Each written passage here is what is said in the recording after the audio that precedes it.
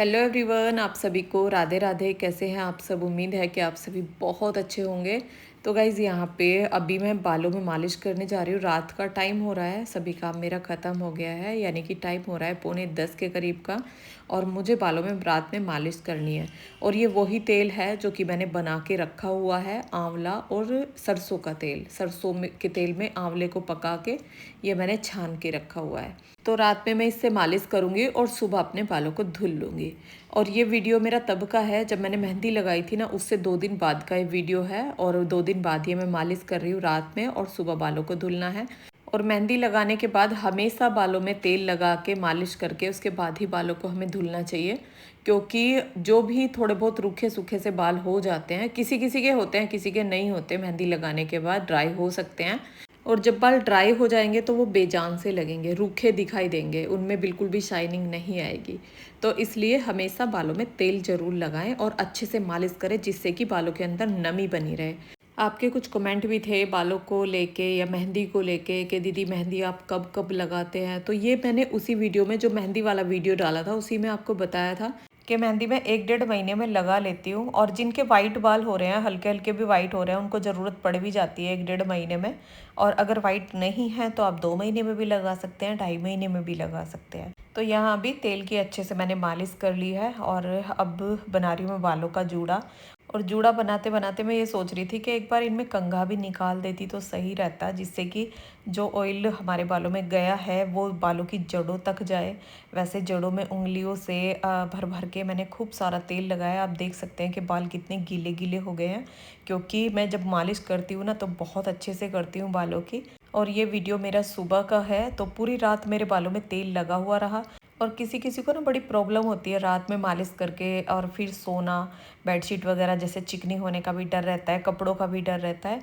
तो आप अपने जैसे तकिया हमने लगाया हुआ है तो उसके ऊपर कोई भी ख़राब दुपट्टा डाल लो या कोई पुरानी बेडशीट डाल लो।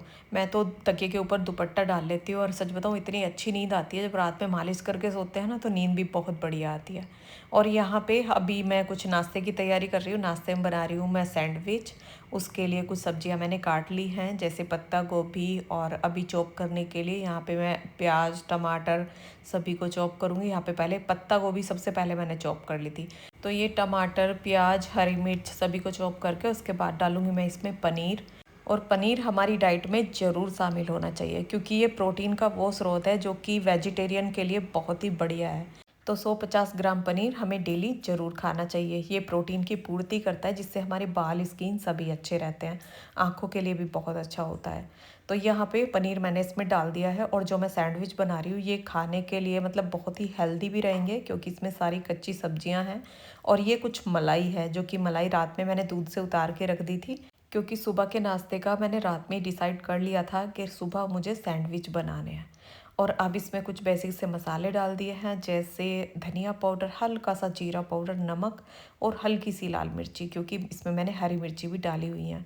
तो कुछ चटपटा खाना जैसे पसंद करते हैं, तो हल्की सी मैंने इसमें लाल मिर्ची भी डाल दी है। और अब इन सबको मिला दूंगी। और जैसे इसमें पनीर और मलाई डली हुई है ना, तो उससे स्टफिंग हमारी बहुत बढ़िया बन के तैयार होती है, मतलब वो बिखरती नहीं है। सैंडविच बनाने का वैसे तो सबका अलग अलग तरीका होता है। सैंडविच क्या, हर रेसिपी को बनाने का अलग अलग तरीका ही होता है सबका। लेकिन एक तरीका ऐसा होता है जो आसान भी हो और हमारे लिए हेल्दी भी हो। जैसे कुछ बहनें सैंडविच बनाती होंगी तो उस सब्जी को पहले हल्का सा पकाती भी होंगी, कुछ पका के बनाती हैं, कुछ कच्ची सब्जियों का बनाती हैं। तो जो कच्ची सब्जियों से हम बनाते हैं ना, ये सैंडविच ज़्यादा हेल्दी होता है। और जो सब्जियों को पका के बनाते हैं वो इतना हेल्दी नहीं होता, क्योंकि उन सब्जियों को हमने पका लिया है। उनके अंदर जो पोषक तत्व थे, जो फाइबर था, वो हाफ हो जाता है, मतलब आधा हो जाता है। अगर 100% कच्ची सब्जी से मिल रहा है तो पकी हुई सब्जी से आपको 50% मिलेगा। तो इसलिए मैं कच्ची सब्जी से बनाती हूँ। तो यहाँ पे अभी देसी घी लगा दिया है मैंने ब्रेड के एक साइड, और फिर इसको रख दिया है सैंडविच मेकर में। और फिर ये रख दिया है मैंने इसके ऊपर स्टफिंग। और उसके ऊपर से डाल दी है सॉस, क्योंकि जो अभिमन्यु के टिफ़िन के लिए मैं बनाऊंगी ना, वो सॉस डाल के बनाऊंगी। और बाकी सबके लिए बिना सॉस वाले बनाऊंगी, क्योंकि वो सॉस के पसंद करता है, फिर वो सॉस अलग से लगाता है, तो इसलिए इसी में मैंने डाल दिया है। तो यहाँ पे सैंडविच बन के हमारे तैयार हो गए हैं कुछ ही मिनटों में। और अब इनको निकाल लूँगी, चिमटे से पकड़ूंगी, हाथ से भी, क्योंकि ये बहुत गर्म हो रहे हैं। और ये अभी 2 पीस में है, फिर मैं इनको 4 पीस में कर दूँगी पिज़्ज़ा कटर से काट के, और अभिमन्यु के लंच में दे दूँगी। तो अभी यहाँ पे ब्रेकफास्ट तैयार करके और उसके बाद आई हूँ मैं यहाँ पे नहा के, और बाल भी मैंने धुल लिए हैं। और बालों को धुलने में ना मुझे ज़्यादा टाइम नहीं लगता, जैसे हफ्ते में मैं बाल धुलती हूँ तो मुझे ज़्यादा टाइम नहीं लगता। जितना टाइम छोटे बालों को धुलने में लगता होगा ना, उतना ही टाइम मेरे इतने लंबे बालों को धुलने में लगता है। हाँ, जब मेहंदी लगाती हूँ तब तो टाइम लगता है, तब तो पानी भी लगेगा और टाइम भी लगेगा। पानी भी बहुत सारा लग जाता है इनमें मेहंदी निकालने में। और पता है, मुझे कुछ लोग बोलते भी हैं कि आपके इतने लंबे बाल हैं, इनमें तो बहुत टाइम लगता होगा, कंघा करना, धोना, चोटी बनाना, वो सब बहुत टाइम लगता होगा। लेकिन आज तक कभी मुझे ये महसूस नहीं हुआ कि इनमें इतना टाइम लग रहा है। हाँ, मेहंदी लगाने में टाइम लगता है, मेहंदी लगाने में तो लंबे बालों में प्रॉब्लम होती है, और जब धुलते हैं तब भी बहुत टाइम लगता है। लेकिन डेली बेसिस पे तो कभी ऐसा ज़्यादा टाइम नहीं लगता है। चोटी बनाना है, जूड़ा बनाना है, कंघा निकालना है, वो सब तो फटाफट हो जाता है। लंबे बाल सभी को बहुत पसंद होते हैं, लेकिन कुछ लोगों को मैंने ऐसे कहते हुए भी सुना है कि हमें तो लंबे बाल अच्छे नहीं लगते। भाई, उनको लंबे बाल बहुत अच्छे लगते हैं, लेकिन लंबे होते नहीं हैं। जिनके लंबे बाल होते नहीं है ना, वो यही बोलते हैं कि हमें लंबे बाल पसंद नहीं है। वैसे ऐसा भी नहीं है, हर इंसान एक जैसा भी नहीं होता है। बहुत जगह छोटे बाल भी होते हैं, वो भी बोलते हैं कि हमारे लंबे बाल हो जाएं, हमें लंबे बाल बहुत पसंद है। लेकिन सबसे जो ज़रूरी बात है ना, वो है बालों का सुंदर होना। बाल आपके लंबे हों या छोटे, लेकिन बालों में शाइनिंग होनी चाहिए, बाल एकदम सिल्की सॉफ्ट होने चाहिए, तब बाल सुंदर लगते हैं। और बालों को सुंदर बनाने के लिए थोड़ा सा हेयर केयर भी ज़रूरी है, और हेयर केयर के लिए थोड़ी सी मेहनत लगती है, थोड़ा सा टाइम लगता है, और उसे कोई करना नहीं चाहता। अगर आप अपने बालों की केयर करेंगे तो काफ़ी हद तक अपने बालों को सुंदर बना सकते हैं। कुछ चीज़ें कुदरती भी होती हैं, मैं ये नहीं कहूँगी कि हाँ पूरी तरह से आप अपने बालों को ऐसे ही चमका देंगे कोई रेमेडी लगा के, वो चीज़ भी नहीं होती है। कुछ चीज़ें कुदरती भी होती हैं। जो बात होती है मैं उसे साफ साफ बोलती हूँ, और जिस रेमेडी का जितना असर होता है वो भी आपको साफ साफ बताती हूँ। उस तरह के फेक वीडियो मेरे नहीं होते हैं कि बालों को इतना लंबा दिखा दिया और फिर देखा तो बाल बिल्कुल छोटे से हैं, बालों को इतना मोटा दिखा दिया फिर देखा तो बाल बिल्कुल पतले से हैं, किसी रेमेडी को लगाने से बता दिया बाल इतने लंबे हो जाएंगे। तो वो चीज़ मेरे अंदर नहीं है। मेरे वीडियो में जो होता है वो रियलिटी होता है। तो यहाँ पे जैसे रात में मैंने मालिश की थी ना, उसके बाद जैसे शैम्पू किया है, तो सच बताऊँ बाल इतने प्यारे हो गए हैं, बालों में इतनी ज़्यादा शाइनिंग आ गई है। क्योंकि पहले मेहंदी लगाई, मेहंदी लगाने के बाद मालिश की, 2 दिन बालों को ऐसे ही रोका, और इससे कलर भी बहुत अच्छा आता है, शाइनिंग बहुत अच्छी आती है, और हाथ में पकड़ने से खुद को ये महसूस होता है कि हाँ बालों की मैंने कुछ केयर की है। तो यहाँ पे अभी मैं ट्रिमिंग कर रही हूँ, बालों को हल्का हल्का नीचे से कटिंग कर रही हूँ। और बालों की कटिंग के वीडियो के लिए बहुत रिक्वेस्ट आ रही थी कि बालों की कटिंग वाला वीडियो डालिए, और बहुत बड़ा सा वीडियो बना के डालिए। तो इतनी बड़ी तो वीडियो ये नहीं हो सकती है, क्योंकि कटिंग करने में मुझे ज़्यादा टाइम नहीं लगता है। आपका कमेंट ये था कि बालों को आगे करके और फिर बालों को कटिंग करना है, तो आगे करके कभी मैंने बालों की कटिंग नहीं की है, हमेशा पीछे से पकड़ के तभी मैं बालों को कटिंग करती हूँ। और बालों को कटिंग करना क्यों ज़रूरी है? एक तो हमारे बाल अच्छे दिखते हैं, सुंदर दिखते हैं। दूसरा, जो बाल दो मुँहे हो जाते हैं, बाल ख़राब हो जाते हैं, वो नीचे से कटिंग हो जाते हैं, तो उससे हमारे बाल अच्छे दिखाई भी देते हैं, और बालों की ग्रोथ बढ़िया रहती है, मतलब भरे भरे से बाल दिखाई देते हैं। तो इसलिए बालों का कटिंग करना बहुत ज़्यादा ज़रूरी है। हर 6 महीने में, 4 महीने में मैं अपने बालों की कटिंग कर ही देती हूँ। अब की बार तो मैंने थोड़ा थोड़ा कम कट किया है, क्योंकि अभी मुझे लग ही नहीं रहा था कि बालों की कटिंग करने की ज़रूरत है। लेकिन आपकी रिक्वेस्ट आ रही थी, तो इस वजह से अभी मैंने हल्की हल्की सी कटिंग कर दी है। और यहाँ भी मैं बना रही हूँ बालों की चोटी, क्योंकि जब हम नीचे से कटिंग कर देते हैं ना और बालों की चोटी बनाते हैं, तो भी बाल ऊंचे नीचे दिखाई देते हैं।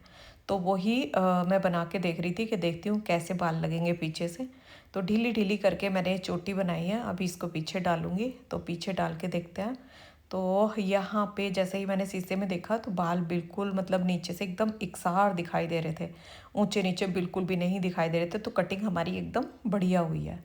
अभी मैं बालों को खोल लूँगी, और खोल के अभी इनमें रबड़ डाल के देखूँगी। सच बताऊँ, जब मैं बालों की कुछ भी थोड़ा बहुत केयर कर लेती हूँ ना, जैसे एलोवेरा लगा लिया, दही एलोवेरा लगा लिया, मेहंदी लगा ली, और उसके बाद मैं बालों को धुलती हूँ।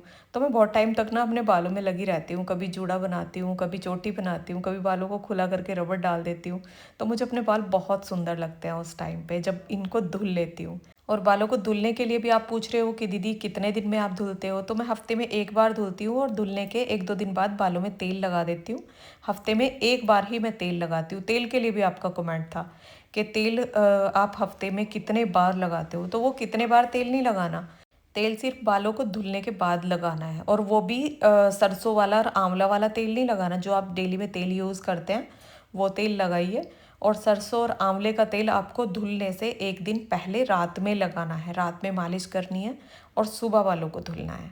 तो यहाँ पे अभी पीछे बालों में मैंने रबड़ डाल दी है, और जो आगे के मेरे छोटे बाल हैं उनकी हल्की हल्की सी कटिंग करूँगी, मतलब ज़्यादा नहीं करूँगी क्योंकि ज़्यादा कटिंग मुझे करनी नहीं है, बहुत हल्की सी, बिल्कुल नाम मात्र। तो यहाँ पे इनमें मैंने कंघा निकाल लिया है और अब इनको ऐसे हल्का हल्का सा लपेट दूंगी, और अब इनको नीचे से कट करके फिर इनको बीच बीच में से कट लगाऊंगी। तो इस तरह से ये मैं आगे की कटिंग करती हूँ। तो इस तरह होती है मेरे सारे बालों की कटिंग। जिस तरह से करती हूँ वो तरीका आपको दिखाया, बहुत ही आसान है, पीछे से पकड़ के ऐसे ही मैं कटिंग कर लेती हूँ। छोटे बालों को कटिंग करना मुश्किल हो सकता है, लेकिन बड़े बालों को कटिंग करना बहुत आसान है। और आप पूछ रहे थे पूरा हेयर केयर रूटीन, जो मेरा पूरा हेयर केयर रूटीन है, हफ्ते का 15 दिन का जो भी है, तो वो सब मैं वीडियो में आपको दिखाती रहती हूँ। वो एक ही वीडियो में पूरा हेयर केयर रूटीन मैं आपको नहीं दिखा सकती हूँ। आज मैंने इस वीडियो में आपको दिखाया है मेहंदी लगाने के बाद का रूटीन। अभी पिछला वीडियो जो डाला था वो डाला था मेहंदी लगाने का।